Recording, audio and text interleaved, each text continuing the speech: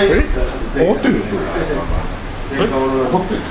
そんな不安なこと言わないでください。分からんすよそれ。いやこっちでやるって最初聞いてたんですけど、結局向こうでって。あ、そう。はい。上がってないんじゃない。上がってないことあります？でなんで来たのって言われたらどうする？泣きます。どうしたの？しかの帰るの？買います。帰るの？ひむか丸です。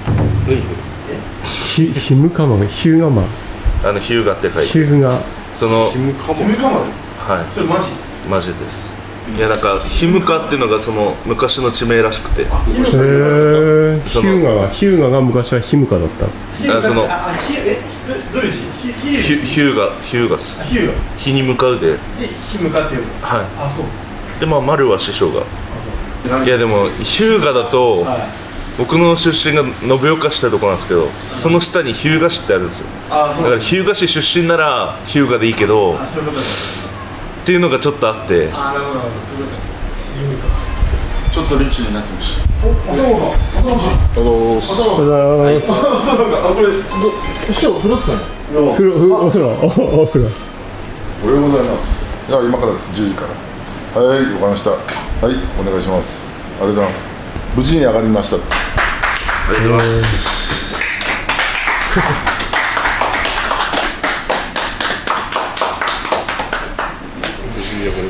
うち厳しいから番付発表からだからそれまでコピー使ってやってくれ。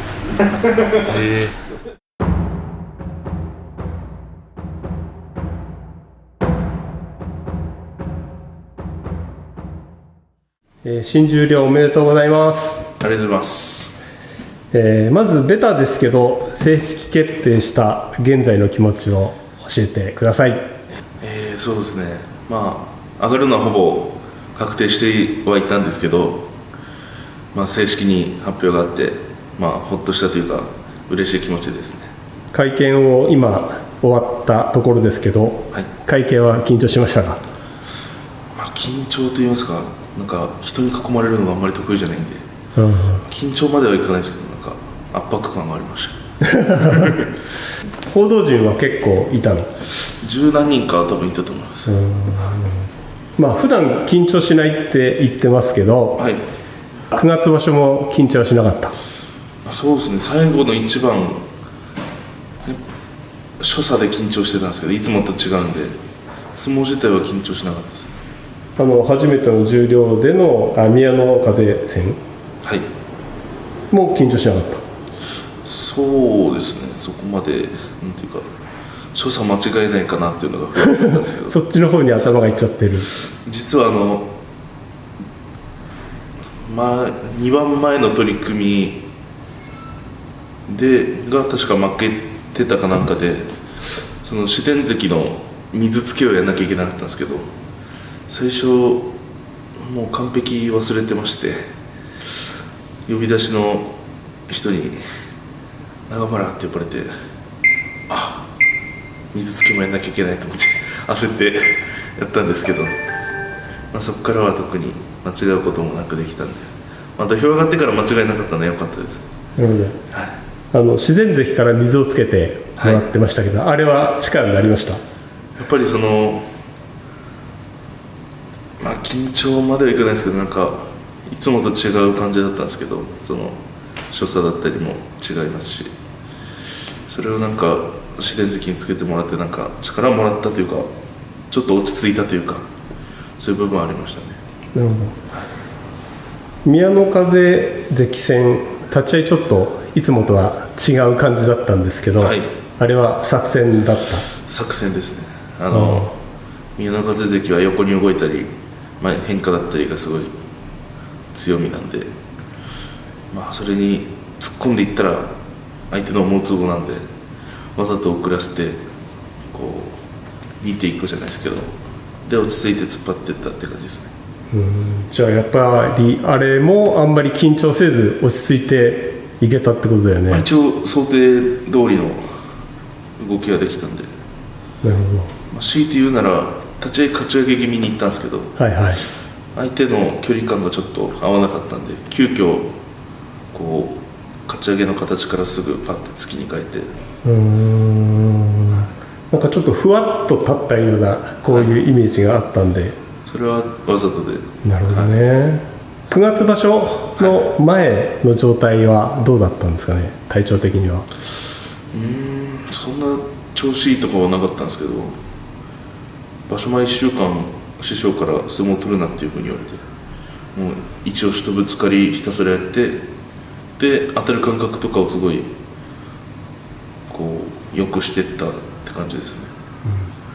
その1週間前にこう実践形式の練習っていうのは、稽古っていうのは全くさせてもらえなかったんですけど、まあそれに関してはちょっと不安とかも正直あったんですけど、正直あっはい、やっぱり相撲取りたいっていうのはあったんですけど、逆に場所始まってから早く相撲を取りたいっていうこう思いが出てたんで、それが逆に良かったのかなと思います。た。あれは人を見てそういうふうにやってるのかな。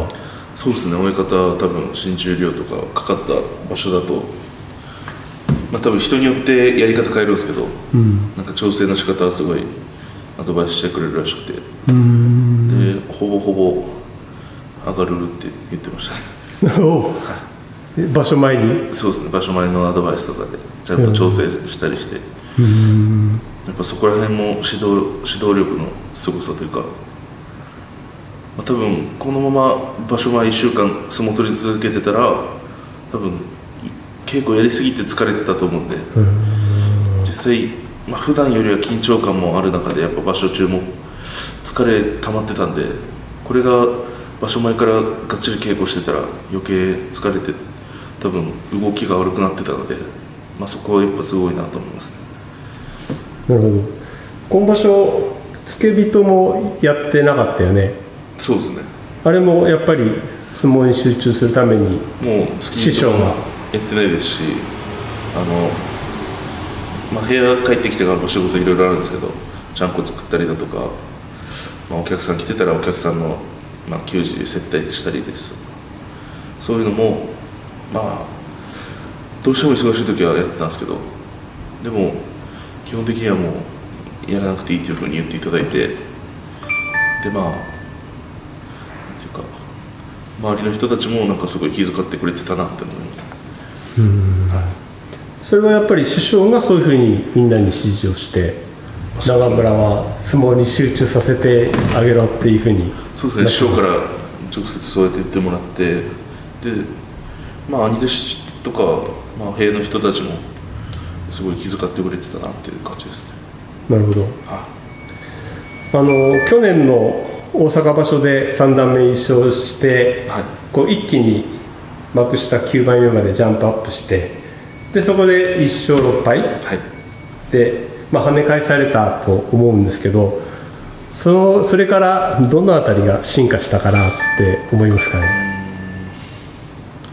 そうですね、まあなんていうかすごいショックを受けた場所だったんですけど、本当、1勝6敗っていうのは、まあ、本当そこからも1年ぐらい伸び悩んでるんですけど、まあ、そこで今のままじゃダメだなと思って、体作りから相撲の取り方から全てもう一から変えてやっていきました。なるほど。じゃあ稽古とかトレーニングも少し変えていった。そうですね、トレーニングだったり、あと食事とかもこう意識して、あと体重が減りやすくて、はいはい、まあ、それも食事回数増やしたりして、まあ、いろいろ工夫しながら、でしっかり治療だったりの体のケアもしながら毎日ストレッチもやってて、そういうなんか自分の相撲に対する向き合い方がすごい変わったかなと思います。なるほど。そうか。じゃあその1勝6敗っていうのは、まあ、いい経験だったと。すごいいい経験になったと思いますね。あそこで勢いで上がっていっても多分すぐ落ちてたかなとは思うんで、なるほど。今ちゃんと、まあ、まだ相撲未完成なんですけど変わってきて、その形になりつつあるんで、それが完成した時はまあもっと上の番付を目指せるかなと思います。具体的に今後どういう相撲を目指しているとかっていうのはあるんですか。まずはこう起きない、低く攻めて下から押せるような相撲を取りたいっていうのがあって、あとこう脇が開く癖とかあるんですけど、そういうのも全部、今ちょっとずつ直してる途中なんですけど、全部直してもう忠実な押し相撲をやろうかなと思います。なんか素人目で見ると脇も開かなくなってきたなっていう感じがそうですね、すごくしてるんだけど、だいぶ昔よりは良くなったと思います。あと回し取られたりしてもなんか対処したり回し切ったりとか、そういう四つ組んじゃっても振りほどくような動きだったりとか、はい、その前だったら負けてたなっていうのを負けなくなってるんで、それは一つ強みかなと思います。そうだよね。もう本当に昔だったら負ける展開かなって思ってもそそこから粘るようになってるなっていうのは思いますね。なんか上に上がって対戦してみたい力士とかっていうのはいますか？重量、とりあえず来場所上がるんで、重量だったら朝白龍関とか、年は全然上なんですけど、一応同期デビュー、前相撲とか一緒にデビューしてるんで、それで先々場所名古屋場所対戦あって負けちゃったんで、それもリベンジも兼ねてやりたいですね。なるほど。ライバルっていうか意識してる力士も同じ？意識してるっていうとやっぱ同級生とかになるんで、藤野川関だったり、あと年が近いっていう意味では青錦関とか、そこら辺ですね。青錦関を破って3段目優勝だったもんね。そうですね。でもやっぱ先越されちゃってどんどん上行かれてるんで、悔しい思いもあるんですけど、でもなんかもう上の方に来場所大関昇進かかった場所になると思うんですけど、もう大関とか横綱になっといてもらって、でそれでぶっ倒すっていうのが一番楽しいかなと思うんでどんどん番付上がってもらって僕も早く追いつくんでそれで対戦したいですね。わかりました。あとしこ名は変えるっていうのは発表になったけど、しこ名の由来というか、由来は、地元にちなんだ名前っていうのをいろいろ考えてて、地元の人から応援してもらったり力もらいたいっていう意味もあって、で昔の宮崎の地名が確かひむかの国みたいな感じなんですけどのひむかを取って、であと丸は親方に決めてもらってって感じですかね。なるほど。付け人って誰になるか決まってるの？一応鶴林さんともう一人誰か作ってますけど、そういうの先輩だと気を使ったりはしないもの？いやでも新十両の時ってやることすごい多くて、いろんな準備が大変なので、そのベテランの人とかでやっぱ手際がいいというかやるべきことがもう分かってると思うんで、そういう意味で最初の一場所目は絶対ベテランの人とかをつけるっていううちの部屋のやり方で決まってて、初土俵から2年8ヶ月ぐらいで、十両昇進になったんだけど、自分的には早かった遅かった？2年以内を目標にしてたんでちょっと遅れてるんですけど、許容範囲かなっていうぐらいです今も話聞いてて、相撲に関しては結構強気な発言をするなって印象を持ってるんですけど、それは強気な発言は本心？本心ですね。なるほど。じゃあ結構ポジティブなだと思います。なるほど。今年の5月場所に1勝3敗でここで会ったんだよね、部屋で、会った時にあと3連勝するんでって言って、行って実際に3連勝で勝って、有言実行すごいなと思ってたんですけど、やっぱりそれを本気でやっぱりそう思ってるっていうことなんだね。本気でなんか1勝3敗だったんですけど、なんていうか体の調子は別に悪くなくて、ただなんか気合が空回りしてるような感じだったんで、ちょっとしたきっかけでいけるなみたいな感じだったんで、2勝目した時に勝ち越しなんか確信したというかしました。これはいけるわみたいな感じで。そっか、すごいな。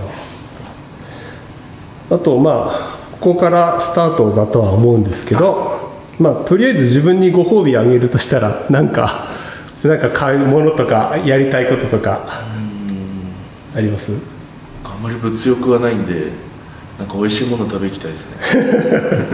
誰かに連れてってもらうといいね。そうですね。今は楽しみと不安とどっちが大きい？まあ楽しみの方がやっぱり大きいですね。まあそうだよね。今までの発言を聞いてるとそれはそうだよね。不安はあんまりないんで、まあ稽古結構見させてもらってるんだけど、はい、稽古見てるとすり足の時から集中してるっていうか、やっぱり一人だけすごく集中力が高いなっていうのを見てて感じるんだけど、はい、そのあたりは結構気にしてるのかな、意識してる？いや特にしてないんですけど、でも逆に僕稽古場はあんまり集中できてないなって感じだ。いや場所の方が多分特に言われるのが稽古場は結構弱いんですよ。場所の方が強いんですよ。なんか波があるよね。波もありますけど、場所の方が比較的多分動きよくて、だから多分集中力って話でいくと場所の時がすごい集中してますね。YouTube チームで、はい、まあ一昨年の12月ぐらいに初めて来て見てて、で長村君を見てて、彼が一番、今後伸びるんじゃないかなって実は話をしてたんだよね。そのぐらい結構集中してるというか、まあこう全力で頑張ってるって意味では多分、頑張ってると思います。なんかそういう集中力とかっていうのはなんか指導者の影響とかっていうのはあるの？まあ高校の時とか、あんまり稽古長くやんないですけど、その分短く集中してやるっていうのは確かに、まあ、うちの部屋の方針としてもあんまり他の部屋より稽古は多分少ないですよ、相撲の番数だったり、でもその分一番にもう全力でやるんで、そういう部分で集中力とかもすごいついてるのかなと思います。飛龍高校からだと、伊勢ヶ浜部屋に行くっていう力士が多いのかなと思うんですけど、なんで木瀬部屋にしたのかなと。いろんな部屋お声掛けいただいて、すごいいい部屋いっぱいあったんで迷ったんですけど、最後は直感でここが自分のなんか一番合ってるかなっていう直感で選びました。じゃあ木瀬部屋にしてよかった？よかったです。なるほど。木瀬部屋のいいところってどういうふうに思います？人間関係じゃないですか。なんか人間関係、人柄がいいというか、みんな仲良く楽しくできてるんで、ずっと一緒に暮らしていく上で必要なことじゃないですか。なんかピリついた雰囲気だとかあんまり嫌なんで、結構のんびりした性格なんで。なるほど。でもやっぱり短く集中するっていう意味だと本当に木瀬部屋ってそういう稽古の仕方だよね。そうですね。だから多分それも長村君には合ってたのかな。そうだと思います。どっちでもいけるんですけど、僕長時間やる稽古も全然できるんですけど、それだとやっぱ怪我のリスクも上がっちゃうんで。そういう意味で言うと長村君はあんまり怪我をしてるっていうのを見たことがないんだけど。そうですね。もともと単純な相撲といいますか、押し切るときは押し切るで、負けるときはもう悲惨なぐらい気持ちよく負けるんで。なるほど。四つ組んでこうもちゃもちゃっとしたりすると膝痛めたりとか、その投げの打ち合いで無理な体勢で残ったりして怪我するっていうパターンが多いと思うんですけど、四つ組んだら負けなんで。なるほど。回し取られても負けなんで。でもきっと体も強いんだろうなという。そうですね。体も多分頑丈なんだと思います。なるほど。今後の目標みたいなものっていうのはあります？まずは幕内目指して頑張りたいですね。わかりました。そのために九州場所に向けてなんかちょっと抱負を。とりあえずは勝ち越して、できれば10勝以上2桁勝利目指して頑張りたいですね。わかりました。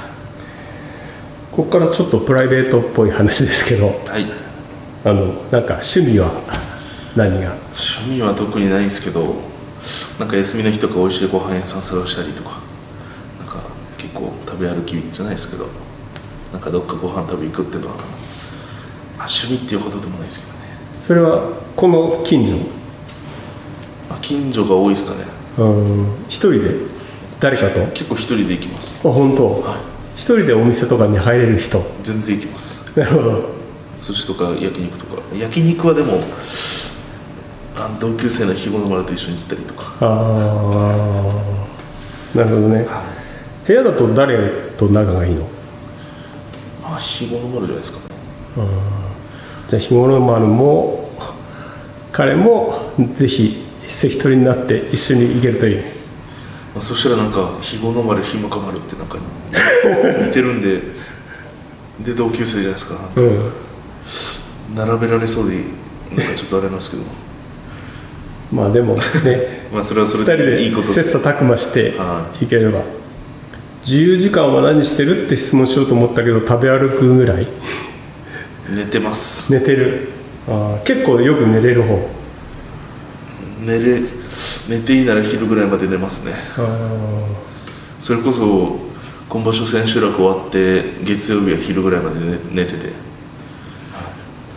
今度個室になるから、はい、ゆっくり寝れるまあそうですね、まあ、その部屋の雑用だったりもなくなるんで、その分朝10時に掃除があるんですけど、はい、だから10時には休みの日でも起きなきゃいけなかったんですけど、それ起きなくていいんで多分休みの日はぐっすり寝てます。なるほど。ファンも聞きたいと思うんだけど、はい、好きな女性のタイプは？好きになった人がタイプです。もうなんかなんていうんですかね、結構僕直感なんで、もう今まで例えば好きになった人とかタイプ全然違かったりするんで、なんかこれっていう感じのタイプがあるわけじゃなくて、もう好きになった人がタイプです。そういう時は相撲土を押すの？いやどうですかね、あんまり僕押し相撲じゃないですよね。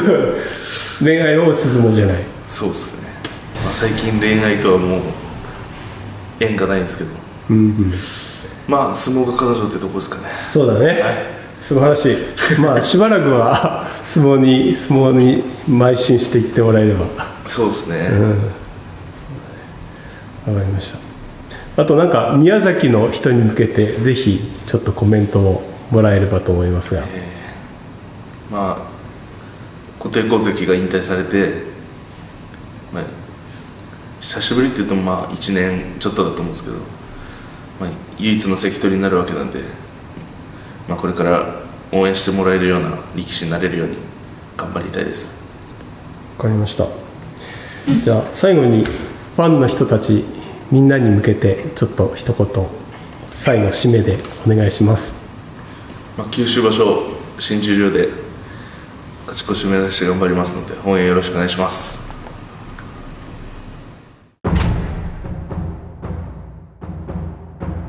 まあ丸つけてから同級生コンビになっちゃったんですよね。丸歴あいつの方が上だから。